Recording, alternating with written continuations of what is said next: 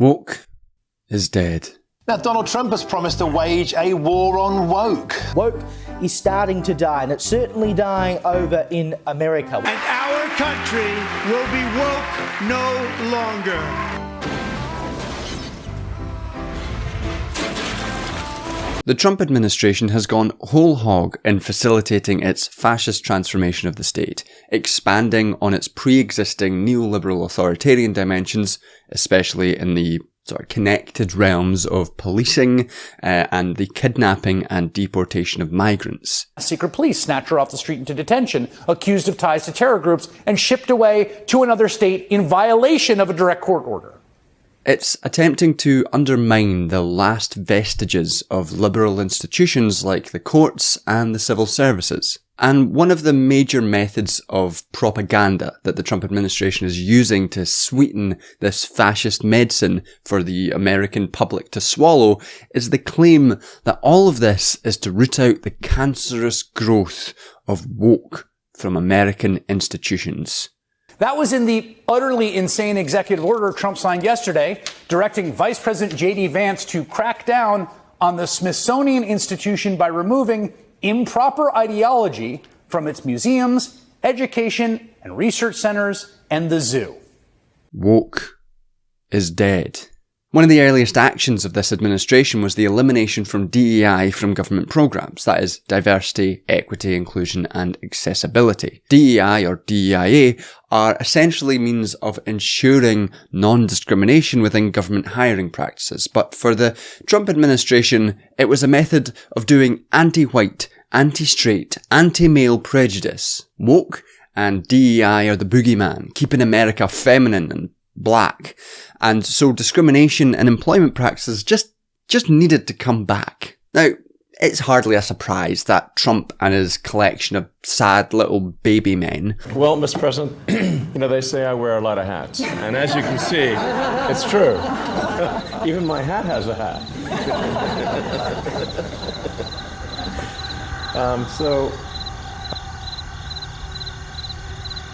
are raging against woke. You'd expect as much.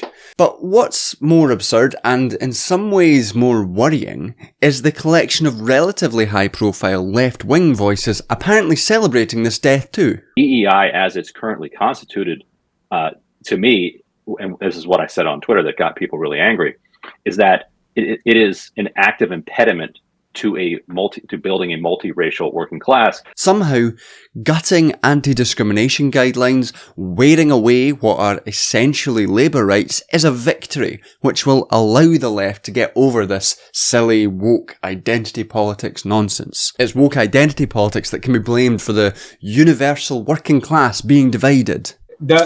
What's different about now than 40 years ago is this. There's a huge machine, political and economic machine, in place to reward anti-universalist tribal arguments, parading as social justice arguments. Woke creates oppression Olympics, accuses white people and men of being privileged, and puts off the all-important white working man from joining the struggle. If you think America is a deeply racist country, try going to a country like India.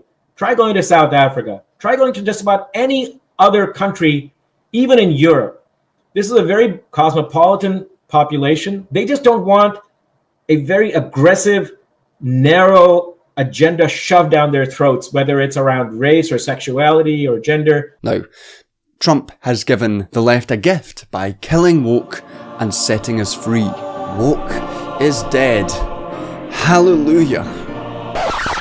But this narrative seems to me to be essentially horseshit. Never mind the fascistic political direction of anti-woke politics, which necessarily colours and subsumes every discussion of it, this idea that wokeness is the reason why the left is failing gives an absurd amount of explanatory power to people being a bit weird on Twitter. Over and above the immense accumulated power of capital, of the state, and of long-term fragmentation and subsumption of working class institutions. Not just the woke ones, but trade unions as well. As is clear from this Vivek Chibber's interview, it's an exercise in shallow moralism, these kind of arguments. Any legitimate left that's going to be coming up now is associated with this illegitimate woke left.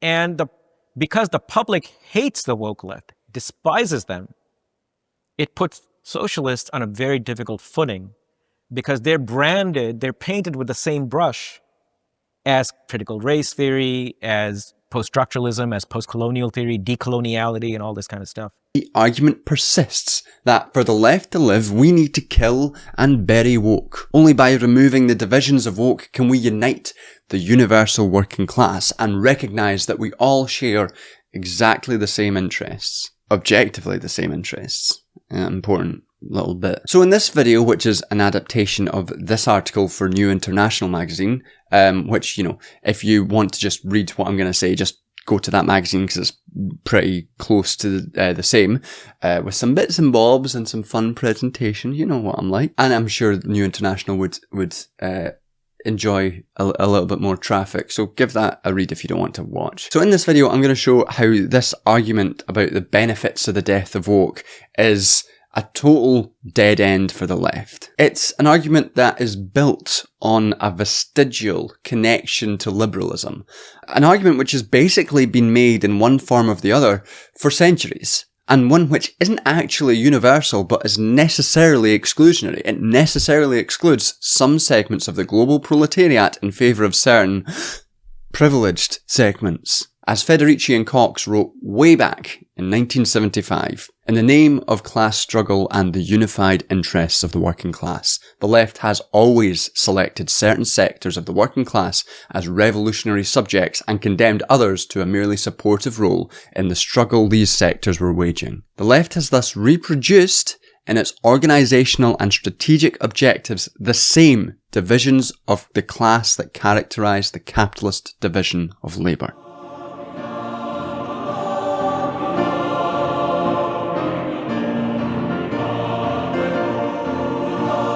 So, for a lot of those left critics of woke or identity politics, the first and, frankly, often the only thing they will point to is liberal representation politics. Liberal idpol, they will argue, is nothing more than shallow representation within the halls of power. And this is then expanded to include basically anything that counts as discussions of race or discussions of gender or anything beyond a very narrow view of what the struggle is and what objective interests are. To be woke, according to these people, is to necessarily champion the values of Hillary Clinton-style lean-in feminism, where we just need more female CEOs. In the corporate sector, women at the top, C-level jobs, board seats, tops out at 15-16%. Or even more absurd things like Raytheon presents the new DEI scheme so that our imperial death machine is representative of the rich diversity of the American public.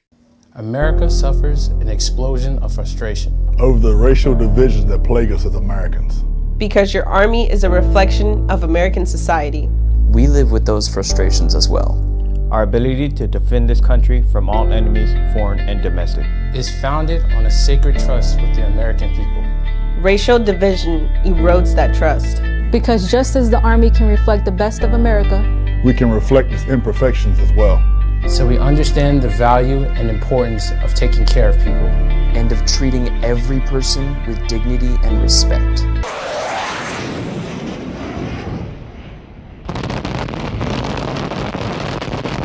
This sort of shit is, you know, obviously fucking silly, and it's easy to make fun of, but to make the claim that this sort of stuff is the reason the left is failing also creates a fiction that the left, whatever that's said to mean, has ever held a remotely unified or uncritical position on representational subsumption into the state. For my whole life, people have made fun of military pinkwashing. People have made memes and jokes and, you know, laughed at it. You know, it's not it's not as if we're all on board with this kind of representational politics. And I would argue very few actual revolutionary people are on board with it. But, you know, regardless, it is still important to critique kind of liberal representational politics for several reasons. The first and most obvious is the risk of state co-option of potentially subversive movements. When a movement which might challenge dominant power is bought off with some concessions and then brought into the state, then that movement can be said to be co-opted.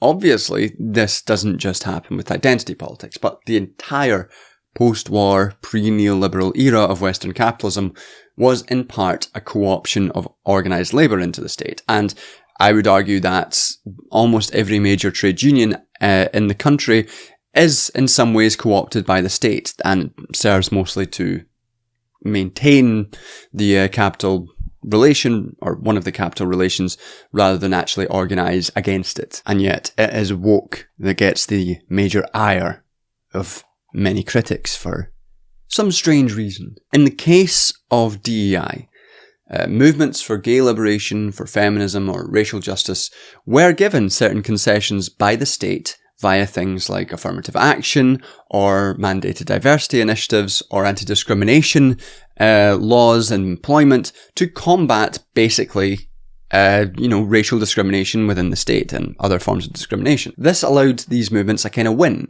which didn't fundamentally challenge the sources of their oppression, but it did give them something within the state to defend. Suddenly we're not only struggling against state oppression, but struggling within the state for more equal representation. As books like Elite Capture by Olufemi Táíwò argue, this kind of co-opted diversity politics often heavily benefits elites and privileged figures within such movements, rather than necessarily benefiting the group as a whole. And this is a legitimate and important criticism of shallow representation politics. But it's obviously not confined just to the modern era of DEI. The entire civil rights movement ended up with a win for civil rights, but civil rights in a way is a co-option of that kind of racial social movement. It didn't fundamentally challenge or disrupt the entire reproduction of white supremacy in America, but it did give a lot of people reasons and things to defend within the state, namely civil rights. But we wouldn't necessarily say the civil rights movement was bad, because the civil rights movement achieved a whole lot in terms of the immediate material standards of Black Americans. But for some reason, DEI stuff gets singled out as uniquely insidious from a lot of critics, and for reasons which I think you can intuit. We will get into some of the reasons why these are discussed later on as well. A kind of addendum, an extra critique of the limits of inclusion within the state is that, as we've seen from the rollback of rights across various groups in the US and in the UK, representation within the state is always necessarily quite insecure. While the underlying economic and political systems which marginalise minority groups remain intact, white supremacy, gender divisions of labour and patriarchy, ableism, while they remain intact, the concessions made to those groups by the state can always and easily be rescinded. We've ended the tyranny of so-called diversity, equity, and inclusion policies all across the entire federal government and indeed the private sector and our military. But you do have to keep in mind that this kind of co-option isn't just trickery, that co-opting these groups isn't just a trick to get people to, give up on their rights or give up on their movements. There are real material concessions which are made with anti-discrimination laws, with the civil rights movement, with diversity politics. For a recent example in the US, the Equal Employment Opportunity Commissions implemented several anti-discrimination policies under Joe Biden, which secured some employment protections for queer and pregnant people. And that's not nothing. DEI policies like these are fundamentally, in many cases, just labour rights. But under Trump, these protections and these rights are set to be significantly rolled back. And the war on DEI is therefore, in some measures, a war on ensuring equal employment rights for different marginalised groups. Trump's fascism then, by getting rid of these concessions, getting rid of these anti-discrimination laws, is an exercise in ejecting those groups from the kind of neoliberal compromise from inclusion within the state. And that places those groups in an extremely dangerous position, as I think is quite obvious. So while critiques of shallow, co-opted diversity politics are important for making sure that we don't understand inclusion within the state as the end point of social movements, and to remember to be critical of becoming institutionalized within the state, to take critiques and then leap on that, to celebrate the full-throated dismissal of all DEI under the guise of a generalised attack on woke is actively dangerous. It's a celebration of fascistic politics and a celebration of discriminatory labour practices. And if there's one thing the left in general should be known for, it's the struggle for labour rights. So why would that suddenly go out the window just because those labour rights, in this specific case, look a little bit woke? DEI, as it's currently constituted, it is an active impediment to building a multiracial working class. Something smells off and doesn't smell particularly universal to me.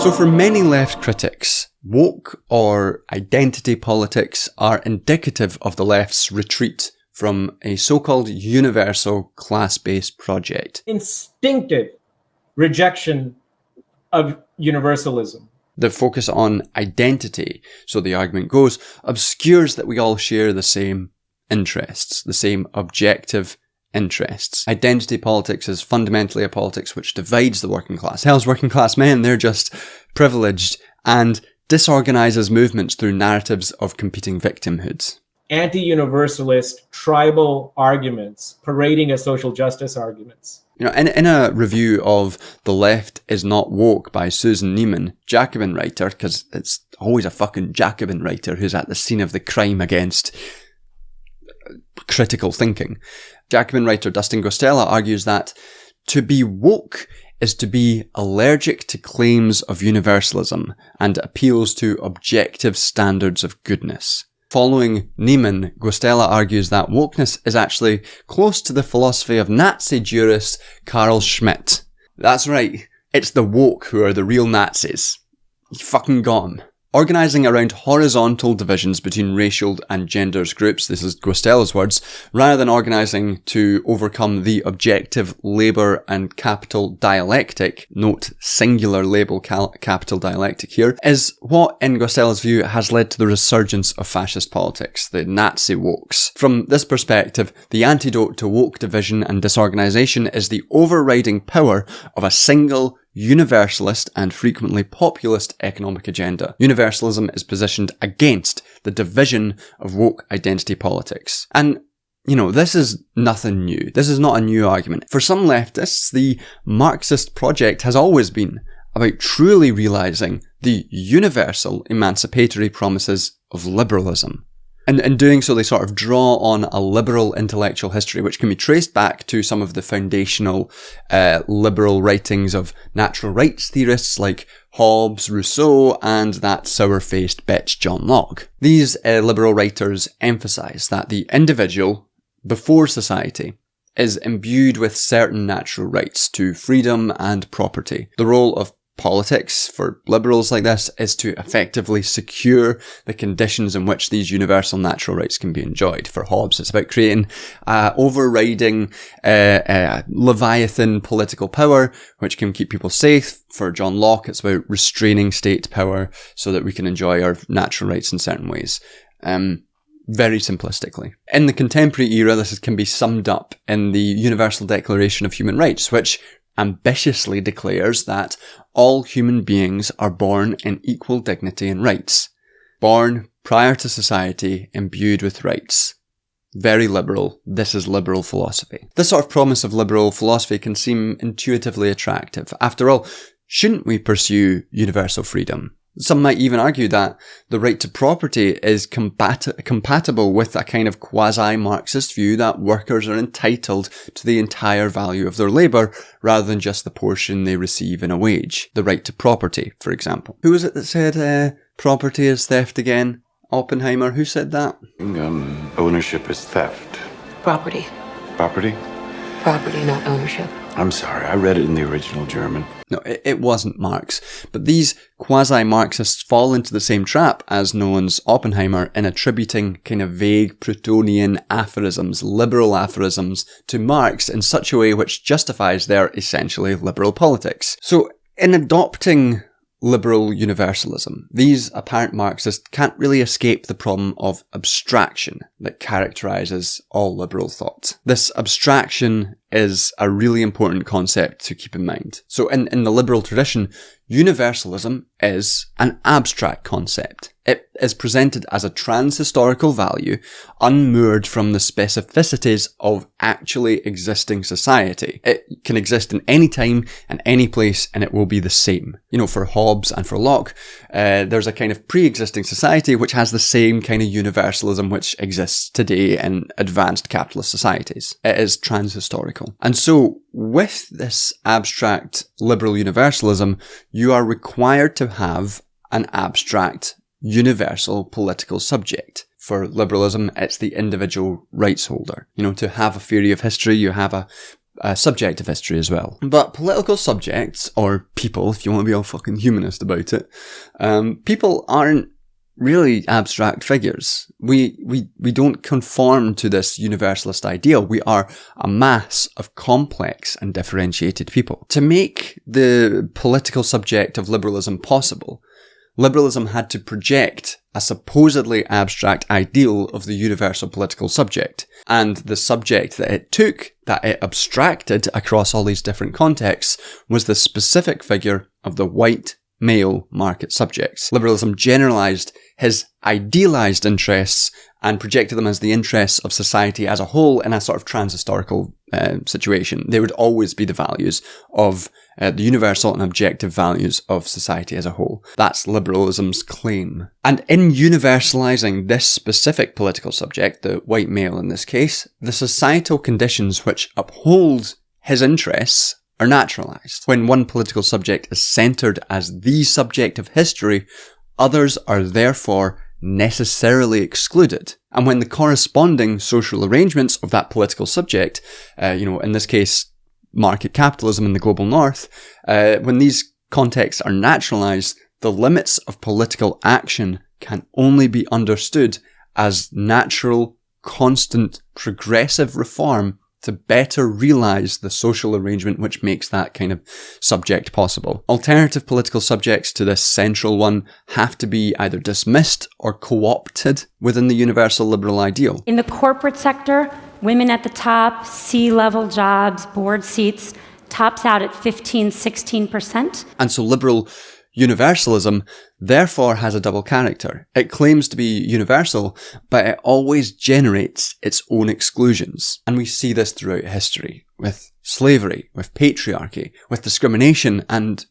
general exclusion. Liberalism can never be universal. And this is not just a failure to uphold its own promises, but rather the imminent, the ontological, the innate contradictions inherent to it as a philosophy. But with all this being said, there is a school of liberal socialists who believe that by reorienting the subject of history from this kind of liberal subject to the revolutionary proletarian and overcoming the exploitative capital-labour relation, they can push liberal universalism beyond the limits of its own contradictions. This progressive power can smash the limits of reform to produce revolution. And for such people, it's the role of socialist universalism to create a movement more liberal than liberalism. Unfortunately, the exclusionary contradictions of liberalism aren't that easy to just wave away. Instead of crystallising the interests of society into the figure of the individual propertied white man, it's those subject to the wage relation who are blessed with the universal interests of the proletariat as a whole. Now, despite a strong history of revolutionary peasantry, there is still a drive to centre the waged worker as the revolutionary subject. But the waged worker is a category which remains, quite discursively gendered, as is evidenced by Guastella's description of the poor white man as one of the, quote, real economic victims. And as the singular revolutionary subject, not only are those outside the wage relation excluded from the universalist project, but the nature of the waged worker is flattened and homogenized. It's assumed that all waged workers carry objectively the same interests. But the world's waged workers are a diverse bunch. And I don't mean this superficially, that there are, many different races and genders and sexualities that make up the working class, but that the capital-labour social relation has distinct manifestations across the globe and across identity divisions. So in this sense, there isn't just one, it isn't a singular capital-labour relation, but multiple.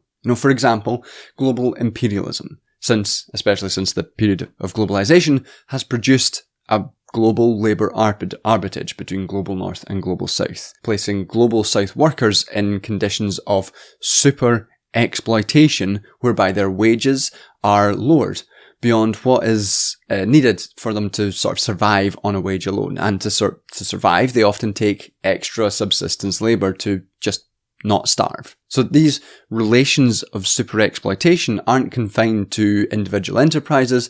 It's not just, the capital labour relation within their businesses, but it's a general feature of the global division of labour. Take bicycles, for example. Producing these historically took place within the boundaries of one firm in one location. And now there are multiple establishments, each specialising in the production of the individual bike components.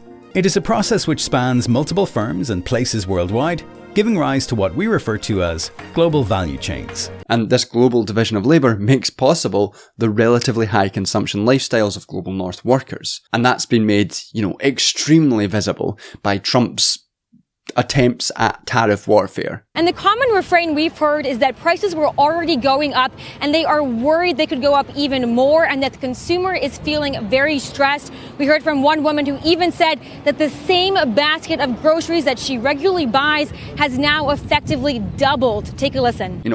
Americans are suddenly realising that their life isn't possible without essentially close to slavery across the global south, and in some cases actual slavery. So to flatten the struggle against global imperialism to a single universal waged worker under a single capital relation is to subsume global south workers under the relatively privileged I'm going to gasp every time I say privileged, just because it freaks these people out so much. But it subsumes global south workers under the privileged interests of the relatively privileged interests of the global north workforce. And similarly, in universalizing the interests of the waged worker, there's a tendency to deny the real material racial divisions in the working class, even within the global north. There is a long-standing and simplistic narrative within those who make claims to liberal universality, or people who write for the Jacobin. I love burning bridges. And it's a narrative that you've probably heard of, that racism is simply an ideological trick of capitalism, a trick which hides its fundamentally colourblind nature. You'll often hear people talk about racism as a kind of trick to divide the working class, to pit parts of the working class against each other. Myself, I personally believe that racism was created as a means of dividing and conquering the workforce. It's the best weapon that the super feckless amongst the super rich have. Totally Second best is sexism. And that, of course, presumes that we all started as a united whole. This is in stark contrast to people like Cedric Robinson, who have re-examined capitalism as a fundamentally racial project. And following Cedric Robinson, Aaron Kundnani, whose book, Why Antiracism Means Anticapitalism, which is really, really good, he argued that race appears as an ideology not to create divisions between sets of workers, but as a manifestation of pre-existing racial divisions of labour.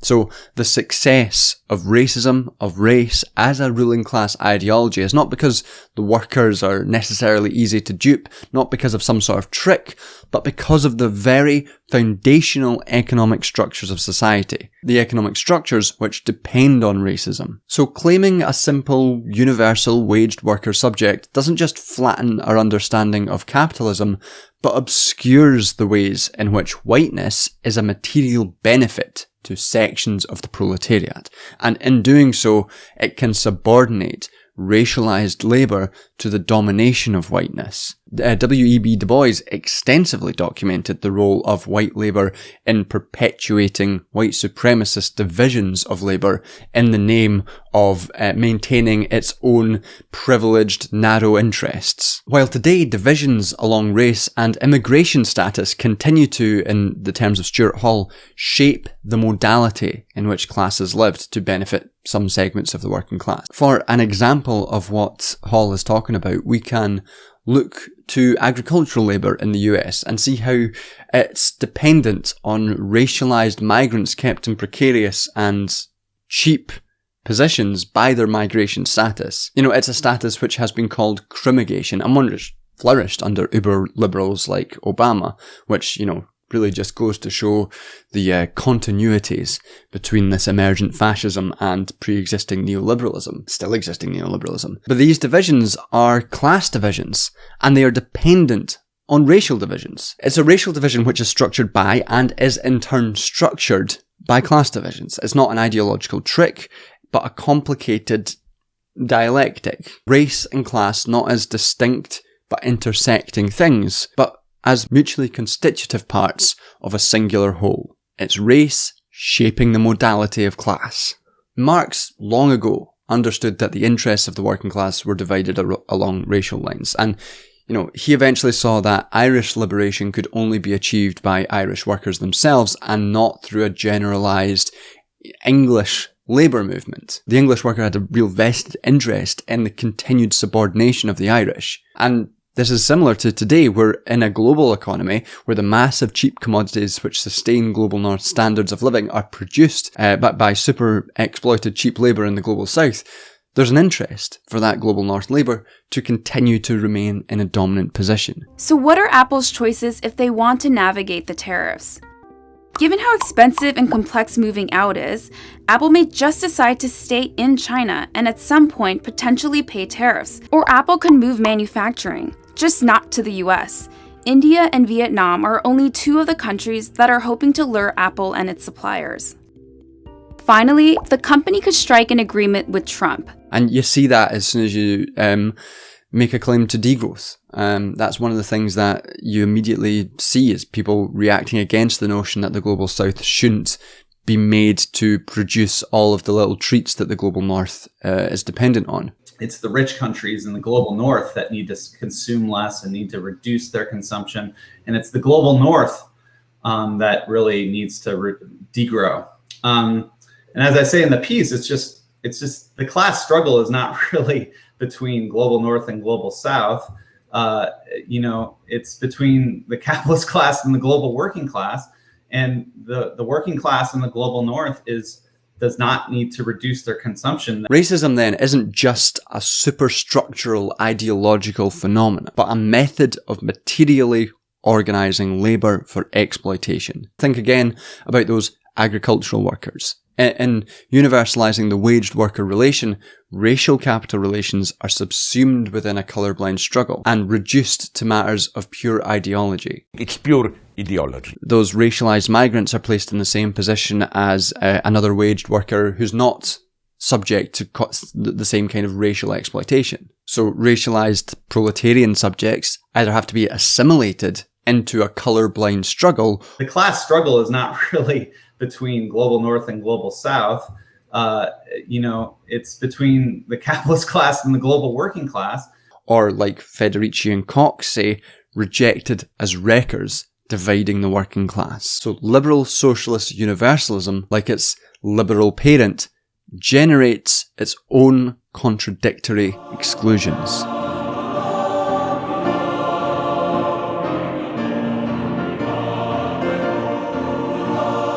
So, in centering the waged labourer as the universal subject, it obscures divisions within the wage labouring classes. It obscures how things like race affect wage labour, affect capital labour relations within workplaces and across workplaces. But on top of this, by centering the waged labourer as the universal subject, people whose struggle lies in whole or in part outside of the workplace are necessarily excluded from revolutionary subjecthood. And this is particularly relevant when considering sort of essential gendered divisions of socially reproductive labour, and for disabled comrades too, who are excluded from the labour market as a condition of their oppression. Marxist feminists who organised around unwaged household labour and who recognise that their labour benefits men have routinely been dismissed, and continually dismissed, as dividing the working class the moment they express their interests. What's different about now than 40 years ago is this. There's a huge machine, political and economic machine, in place to reward anti-universalist tribal arguments, parading as social justice arguments. Their attempts to bring the concrete gendered labour-capital relation to complicate the sterile universality of the wage-labour relation has been viewed consistently as divisive, and is therefore marginalised in the name of this universal struggle. You know, it wasn't all that long ago that the British trade unions opposed payments of benefits of welfare directly to women on the grounds that it would disrupt men's position as the heads of the family unit and undermine class cohesion. Still today, women carry out the vast majority of unwaged social reproductive labour. Millennial women are actually working more than ever, but a new study shows that they're also doing more chores around the home. And yet this is rarely spoken about in the same breath as more traditional labour issues. And you see very similar accusations of division when disabled people try to get their struggle, try to articulate their struggle and try to get people to take it seriously as central to revolutionary action too. Now, all of this has become so grimly relevant recently, as I've seen increasing left-wing rejection of feminism as bourgeois and the absurd proliferation of the R slur across online spaces. Woke is dead. You know, like the anti-woke bullshit, left anti-feminism is a discourse that dresses itself in a kind of radical guise and radical clothes, while only aligning itself with patriarchy and capital. Even when misogyny in society is acknowledged, liberal socialist universalism and left-wing anti-feminists can't account for it as anything other than a second-order prejudice, like racism, not as fundamental as the capital relation. Yeah, there's a lot of racism. Yeah, there's a lot of sexism. But what do you expect? What do you expect? What do you expect? And they refuse to consider that the abolition of gendered labour divisions are of equal importance to the abolition of employment relations, that they reinforce each other, that they're necessary parts of the same whole. Liberation for women is understood as only possible on the terrain of waged labour. So when Federici and Cox argued that the left has thus reproduced in its organisational and strategic objectives the same divisions of class that characterise the capitalist divisions of labour, this is what they meant. And even when women enter waged work, their unwaged labour remains hidden by both capital and left tendencies which focus exclusively on the supposed universal interests of the working man. It is only by recognising the labour-capital relation not as a singular, universal category, but as a collection of divided and sometimes contradictory social relations that we can properly understand racism and patriarchy. They're not simply images of false consciousness which will come out in the wash of a workerist politics, but they're a manifestation of the foundational economic relations of production and reproduction which benefit capital and some segments of labour. So, when left critics of woke, identity politics or DEI make the case for universalism in the face of apparent divisions of the working class, the class struggle is not really between global north and global south. It's between the capitalist class and the global working class. They're replicating the exclusions of liberal universality. They are imposing the specific interests of the white, male, waged labourer in the global north on top of the specific interests of several segments of the working class. It's a universality defined by exclusion, one which leaves intact the conditions of exploitation and domination. It's an abstraction away from the material divisions within society and crucially from divisions within the working classes too. This tendency isn't universal, not in the sense that it actually describes universal characteristics of the working class as a whole, but rather it is an overriding, universalizing process. The diverse interests and material divisions between various oppressed classes across the world are obscured, and the specific interests of the waged working man in the global north are imposed. A recent article from Jacobin contributor and from Ben Burgess provides a particularly fucked example of this. I was going to think of an insult, but his work is fucking insult enough. So, written during the recent violent explosion of settler colonial genocidal violence in occupied Palestine, Burgess's intervention calls for a rejection of liberation in Palestine based on the understandings of Palestinian indigeneity. So, for Ben Burgess, neither Israelis nor Palestinians have an inherent legitimate claim to the land, but rather the universalist principles that have always formed the rock-solid normative basis of the socialist movement insist that all of the occupants of the lands should share the same rights. And this appears reasonable at first until you delve into it. In this example, Burgess's claims to abstract universal rights necessarily flattens the political reality of settler colonialism and the concrete reality which constructs Palestinian genocide. It equates Israeli genocide to Palestinian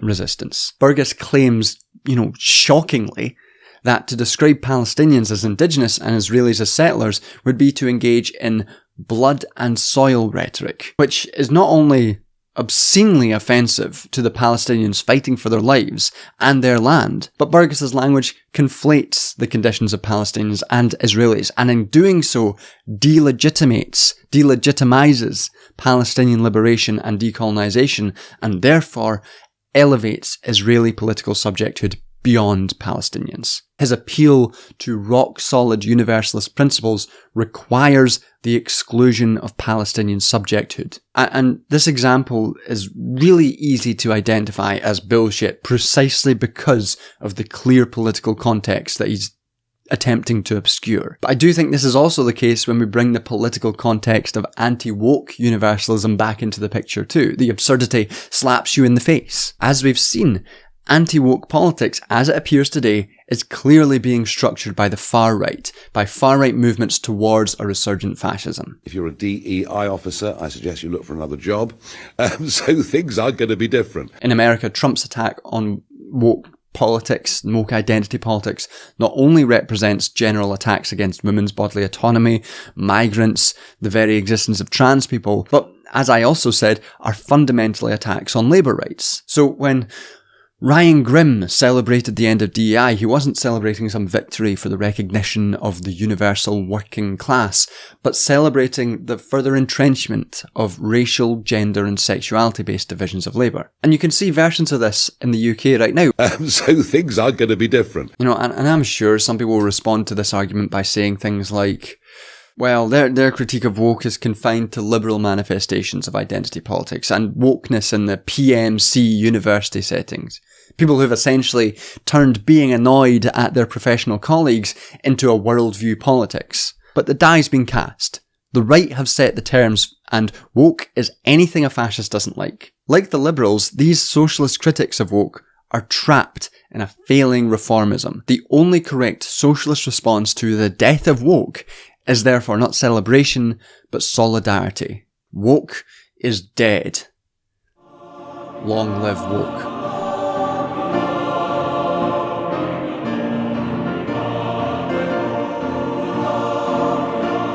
So, everything I've said so far shows how liberal and liberal socialist appeals to universalism are contradictory and require exclusion. But this isn't necessarily a defeatist position. I'm not saying that there's no chance of a unified political position. I obviously believe that real socialism, real communism, real revolution will ultimately be beneficial to all of the oppressed classes of the world and more fully realise everyone's humanity. Our intersecting, sometimes conflicting interests are not an insurmountable obstacle. But to get to total liberation needs a different kind of universalism. A universalism which is not an object, not a thing, but a process constructed through collaborative political action founded on solidarity between sections of the global working classes. One which doesn't wish away material divisions but confronts them head on. If woke is dead, I'm resurrecting it. It's only by recognising and then working through these material divisions of various segments of the global proletariat, global oppressed classes, and struggling towards a shared programme of emancipation that a better, truer, more universal universality can be achieved. Feminism, anti-racism, trans-liberation and disability politics are all necessary elements to create a collective movement for emancipation. The goals of all of these diverse movements can't be subordinated to one single universal abstraction which obscures the hidden privilege of one particular grouping. Just, strategically. Why would women or racial minorities join a movement which subordinates their interests to those of white male workers? When Sam Fender bemoans privilege discourse for turning young working class men into Andrew Tate, he's necessarily excluding from the argument the women from those same communities who still perform unwaged labour and suffer devaluation in our misogynistic society and misogyny from the men around them. Why should those women believe their emancipation can be won in a working class movement which seemingly excludes them? Why should anyone listen to a man who was hanging out with Johnny Depp the day his defamation verdict was announced? As anti-woke has increasingly become the frame for far-right politics, why would any minority group seek to join with a movement which appears to cheer on these measures in the name of universality? So while this liberal socialist universality imposes a universal category upon the global working class, staying universally woke would be to collaboratively construct a universalizing project through solidarity. Only then can we generate the collective power to build shared institutions and to overturn entrenched capitalism. Solidarity is founded not on the pretense that all of our struggles are exactly the same, but on the recognition that we uphold each other's struggles despite their differences. The movement of liberation from the exploitation and domination of capital within the workplace must be consciously tied to the liberation of women from performance of unwaged labour in the household. The generalised performance of household and reproductive labour must be an essential aspect of every left movement so that patriarchal divisions of labour can be abolished alongside the employment relation. And on top of this, methods of organising production via race, like the border regime, must be abolished as part of a universalising labour movement. This is especially relevant as fascists like Trump and Farage are making inroads into trade unions and working class groups. Border politics is so deeply tied to fascism. When we can see it with Trump's rounding up of migrants into work camps in El Salvador, or with the far-right anti-immigrant riots in the UK last summer. Or even in the comments under my recent video on welfare, which had so many people making comments about how if we just got rid of the Muslims and the immigrants, then we could properly fund welfare. And yet, I still see nominal leftists talking about the need to take seriously people's concerns about mass immigration. And to be clear, people who say this are unwitting, or maybe witting, foot soldiers of fascism. They're upholding racism in the name of the exclusively white working class. They are using this kind of universal idea of the working class to exclude and to be part of a fascist project. And on disability, those disabled by a society defined by an individual's capacity to work must be just as central to the universal project of emancipation as those who are included within the workforce. They shouldn't be pit against migrants or asylum seekers, especially in moments like the Labour Party's current war against disabled people. So it's through action, collaboration and solidarity that the very form of universalism can be altered from an imposition which generates its own exclusions, which generates racism and fascism, to a process to build collective struggle. And this isn't, a caricature of some fucking Hobbesian nightmare of war of all against all. This isn't a call for competing victimhood, an oppression Olympics. It's a call to recognise the divisions hidden by shallow, liberal, universalist attacks on woke, and to instead build a truly universal movement, defined by solidarity. Even if we can never truly achieve universalism, what's most important is the expansion of revolutionary subjecthood beyond any single group and the building of a foundation of solidarity. It means that when left-wing public intellectuals, and to be clear, I'm using this term as loosely as fucking possible, when they rejoice at the death of woke, I will stand up and be obstinately woker than ever.